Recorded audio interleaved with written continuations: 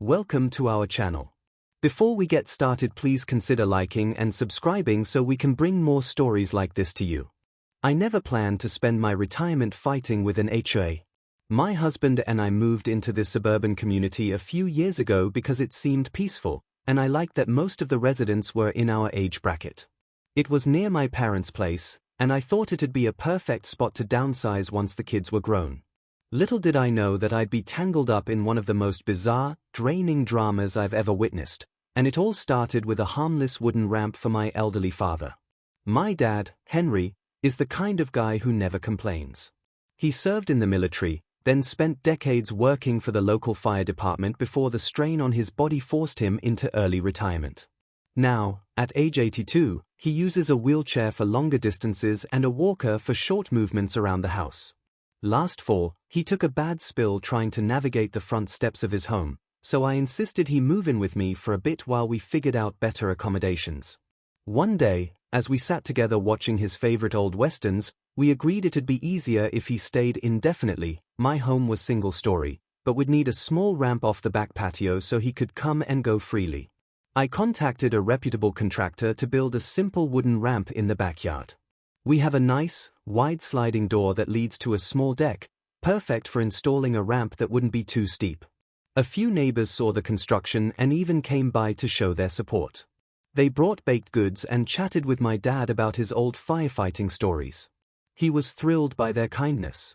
Everything seemed fine for about a week, until I got a letter in the mail from our HOA. The envelope was glossy white with a gold HOA emblem in the corner, addressed in a neat but officious script. My heart dropped. I'd heard rumors that the president of our HOA, a woman named Karen Davies, was notorious for riding around the neighborhood on her golf cart looking for violations, but I'd never personally been on her radar.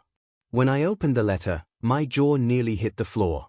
They claimed that my ramp violated exterior structural standards. The letter insisted that I remove it immediately or face a daily fine of $100. Keep in mind, this was a modest, safety-compliant ramp intended solely to help my father avoid injury. There was no mention in the HOA rules about ramps or accommodations, especially not for medical necessities. In fact, the rules were weirdly ambiguous about accessible home modifications. Because it wasn't spelled out, they were assuming it wasn't allowed. The letter was signed by Karen herself, in big, dramatic cursive. I immediately scheduled a meeting with the HOA board. My husband, Jack, decided to accompany me, and so did my father. He insisted, refusing to let me fight the battle alone. We arrived at the community's small clubhouse. There were maybe a dozen chairs set up in a sterile-looking room with those fluorescent overhead lights that give everyone a sickly glow. Karen was there, perched at a folding table with two other board members to her left and right. She didn't greet me. She barely looked at my father. Instead, she started rattling off some nonsense about how aesthetics and uniformity must be maintained. The other board members, an older gentleman named Bruce and a woman named Teresa, seemed uncomfortable with Karen's approach. They exchanged glances as if they didn't entirely agree with her, but they never outright contested her statements. I explained that this was a critical safety measure, a small ramp so my father could access our back patio without risking another fall. Karen responded with a stare that was part condescension, part challenge. "We have standards here," she said in a clipped tone. "If we allow your ramp, it sets a precedent. People will start building all sorts of unapproved structures. We can't have that." My father tried to be polite. He even offered to show them the official guidelines for wheelchair ramps that the contractor had followed. Karen shook her head, her lips pressed together so tightly they were almost white. I could feel my blood pressure soaring. This woman was ignoring our legitimate medical need just because she wanted the neighborhood to stay picture-perfect in her eyes. We left that meeting with a sour taste in our mouths. Bruce, the older gentleman on the board, caught up with us in the hallway outside and quietly said he was sorry. "I think we can work something out," he whispered. "We just need to go through the official variance process. Let's not make this any bigger than it needs to be." His tone was genuinely apologetic, so I allowed myself a small spark of hope. Within 2 days, I'd submitted a formal request for a medical variance. I included my father's doctor's note, design sketches from the contractor, and the permit that the city had signed off on. I got it all to them so quickly I nearly gave myself an ulcer in the process. Even then, the fine started. Despite my compliance, I was billed $200 for 2 days of non-compliance, and there was no end in sight. Karen was determined. What baffled me most was how petty the violation seemed. This wasn't some lavish addition that would lower neighboring property values. It was a ramp, unobtrusive, tucked in the backyard, and only there to stop my dad from breaking a hip. Yet somehow, it was now the subject of a nasty standoff. I wasn't about to back down. I remember sitting at my kitchen table, flipping through the HOA's chunky rulebook, searching for any mention of modifications for health reasons. There was nothing, though it did say that requests for changes will be reviewed by the board on a case-by-case basis. That at least gave me a little breathing room to argue that they had leeway if they wanted to use it. But as the next few days revealed, Karen had zero interest in compromise. And that was only the beginning. I woke up one morning to find a bright pink notice taped to my door, demanding I remove the ramp within 48 hours. The letter was sprinkled with exclamation points and all-caps warnings about mounting fees. It also threatened that if I failed to comply, the HOA could hire its own contractor to tear down the unauthorized structure and charge me for it. My father happened to be looking over my shoulder as I read the notice, and I could see the hurt spreading across his face. He hated being at the center of conflict. I called Bruce again, he'd given me his personal number, and asked if he had any idea why Karen was pressing so hard. He told me, in a hushed voice, that Karen was in a power struggle with some of the other residents. Allegedly, she was running for a higher leadership position in a county-wide association of HOAs and was trying to prove she could clean up her own neighborhood. My father's ramp had become her scapegoat. What if you just replace it with a more neutral-looking one or paint it? Bruce suggested, clearly trying to be diplomatic. But that was an expensive prospect, and the ramp was already as unobtrusive as you could imagine. Besides, painting it a certain color wouldn't change Karen's fundamental objection, she just didn't want it there, period. That night, we heard a rattling noise behind the house. My husband and I turned on the outside lights, only to find that someone had messed with the support bolts on the ramp. They'd unscrewed a couple of them and left them halfway hanging.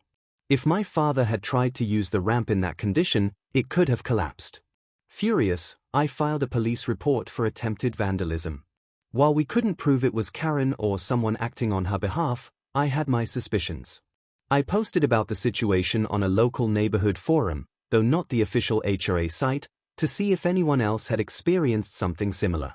Within an hour, I had multiple messages from neighbors who'd been targeted by Karen in petty ways, fined for planting the wrong type of shrubs or threatened with citations for having excessive holiday decorations.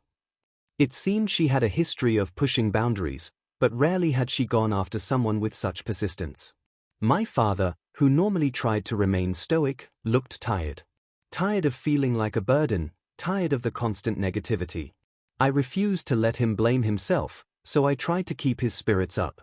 I told him we were absolutely within our rights to have that ramp, and that I'd do everything in my power to protect him. Then, 2 days later, Karen showed up at my door with a local police officer. I'm not sure how she managed to rope an officer into this, but there they stood on my front porch. The officer, who looked uncomfortable, explained that Karen claimed the ramp was unsafe and wanted an official record that she'd reported it. I immediately invited him to see the ramp himself. The policeman walked around back, checked it out, and after a quick glance, he told Karen there was nothing that warranted immediate police involvement. He suggested she handle it through civil channels, essentially, the HOA's own process or a court order if she felt strongly. Karen's face turned beet red. As he left, the officer gave me a sympathetic nod. He recognized there was no actual safety concern, it was all a power play. In that moment, I was equal parts furious and relieved. Clearly, this wasn't going away quietly, but at least the police had seen through Karen's ruse. Sure enough, the next day I received a formal letter saying the matter would be escalated to the HOA's legal counsel. Now we weren't just facing mounting fines or a threat of forced removal, we were looking at a real legal battle. My stomach churned at the thought of going to court, but my father and husband both urged me to stand my ground. I scrambled to find an attorney with HOA experience. By that point, The situation had escalated well beyond a minor dispute. I managed to get a consultation with a lawyer named Sandra Holt, who had dealt with more than her fair share of overreaching associations. She found the situation absolutely ridiculous. According to her, the Fair Housing Act could potentially come into play because of my father's mobility needs. If the HOA was denying him reasonable accommodation, that could be a big legal no-no. Sandra seemed optimistic that we had a strong case. Meanwhile, Bruce tried to gather enough board members for a revote on the variance, but Karen flat-out refused to schedule another meeting. She claimed there was no new information to justify a second discussion. Her stance was now black and white: ramp comes down or we go to court. My father was distraught. He kept apologizing to me as if any of this were his fault. I reminded him that his safety and dignity mattered more than some petty HOA rule. He'd spent decades protecting our community, first in the military and then as a firefighter. He deserved better than this. That night, we resolved as a family that we'd see it through, whatever it took. We knew the emotional toll would be high, but caving into Karen's bullying would set an awful precedent, not just for my dad, but for any other neighbor with special needs down the road. If I had to become a local pariah to defend my father, so be it. Little did I know how twisted things would get once lawyers, and a court date, were in the picture. I'll never forget the day the notice arrived in my mailbox, informing me that the HOA had officially filed a complaint against us. The words "mandatory injunction" jumped off the page. Their request: a judge would order us to remove the ramp immediately, plus reimburse the HOA for damages and legal fees. My hands shook as I read it. I was furious, but also terrified. A full-blown lawsuit was more than I'd bargained for. Our attorney, Sandra, reassured us that we had multiple defenses, from fair housing laws to possible discrimination claims. But going to court would be time-consuming and expensive. We can also consider a countersuit, Sandra said, for harassment or even trespassing if we can tie the vandalism incident to the HOA. I honestly didn't want to drag anyone through a lengthy legal saga, but Karen gave me no choice. The day of the preliminary hearing, my father insisted on coming, even though crowds and long waits made him uncomfortable. "This is about me, I gotta show up," he said, holding my hand. Outside the courtroom, Karen was huddled with her attorney, some slick-looking guy in a pinstripe suit. She shot us a smug glance. I could see in my father's eyes that he was using every ounce of self-restraint to keep his composure. The hearing was brief. Each side laid out the basic facts. Karen's attorney argued that our ramp violated the community's unified architectural style, that it was not properly approved, and that the HOA had a right to enforce uniformity. Sandra countered that the ramp was a necessary accommodation for a disabled individual and that the HOA's own rules were vague at best. The judge didn't rule that day, of course, but set a date for us to return. Still, we left feeling that the judge understood our position, especially after Sandra pointed out the medical necessity aspect. Karen left with a scowl so deep it could have carved rock. In the weeks leading up to the final court date, tension in the neighborhood was insane. Some neighbors supported us openly, while others seemed afraid to cross Karen. But a quiet groundswell formed in our favor. People started leaving encouraging letters in our mailbox, short notes like, "Hang in there," or "We're rooting for Henry." At the same time, we had a couple of anonymous notes that told us to stop stirring trouble, or let the HA do its job. That just solidified my resolve. We were definitely on the right track if we were rocking the boat this much. Then came a bizarre twist. Out of nowhere, Bruce paid us a visit, looking grim. He was carrying a folder of documents. Inside were copies of emails, meeting transcripts, and even Karen's personal notes. According to Bruce, he discovered that Karen had been padding violation records around the neighborhood to boost her success rate at cracking down on rule breakers. The more citations she issued and enforced, the more she hoped to highlight her tough leadership in the countywide association. She wanted to climb the ranks by showcasing a spotless, rule-abiding community. Our case was the main event in her personal power trip. Bruce said he felt morally obligated to give us this information, so we'd know what we were up against. He apologized for not speaking up sooner. He feared Karen would retaliate by ousting him from the board or tarnishing his reputation. Seeing the documents was both infuriating and validating. Here was proof of how she systematically harassed residents for minor infractions, often ignoring or bending rules to fit her agenda. For example, one note read, "Home on Elm, landscaping too tall, but owners are connected, might let it slide." Another referenced us directly, "Ramp situation, big PR moment if I shut it down." It made my skin crawl. Sandra said these documents could be a game changer. They demonstrated Karen's personal vendetta and gave us a solid basis to show the court that we were being singled out for reasons unrelated to community standards. When the final court date arrived, we came prepared. Sitting in the courtroom was surreal. On one side, Karen and her lawyer, stiff and prim. On the other, me, my father, my husband, and Sandra, armed with Bruce's folder of evidence. The judge allowed both sides to present additional information. Karen's lawyer went on about how the HOA had tried to find a compromise and how the ramp was built without proper procedure.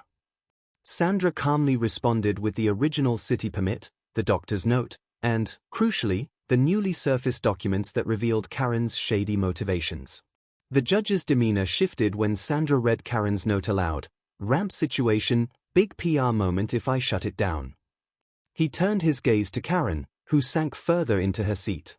He asked her attorney if they had any explanation. The lawyer stammered, saying it was just a personal note taken out of context. Then came the critical blow. We introduced the Fair Housing Act angle, highlighting how ignoring a necessary accommodation for an elderly disabled person could violate federal guidelines. The judge asked if the HOA had made any effort to evaluate or propose a feasible alternative that served my father's medical needs. Karen's lawyer couldn't produce any evidence of that. They had no plan, no compromise, just a demand to remove the ramp. In the end, the judge ruled in our favor. He stated that the ramp was a legitimate accommodation and that the HOA had no compelling reason to deny it. He also admonished the HOA for ignoring its own variance process and singled out Karen's documented comments as troubling and indicative of selective enforcement. While we didn't get a big financial award, the judge did order the HOA to cover our attorney's fees and any fines we'd already paid. He also issued an injunction preventing them from further harassment regarding the ramp. Karen left the courtroom so fast I barely caught a glimpse of her face. The board held a special election a few weeks later, and Bruce emailed me that Karen was strongly encouraged to resign her position. Rumor has it she's moved on to a different neighborhood, hopefully with fewer ramps to infuriate her. Looking back, the whole ordeal felt like a fever dream. For something as benign and necessary as a small wheelchair ramp to turn into a legal battle still blows my mind. But my father and I came out of it feeling supported by so many neighbors who quietly rallied behind us. It's a reminder that sometimes bullies get positions of power, and we have to stand up to them, no matter how exhausting the fight might be. Dad still lives with us, and every morning, he wheels himself out onto that backyard deck to sip his coffee, watching the sun rise. He's told me more than once that he feels freer now than he has in a long time. All thanks to a piece of wood, he jokes. But I know it's really thanks to the family and the community members who stood with him, and the simple principle that nobody has the right to stomp on someone else's dignity, no matter how many fancy rules they hide behind.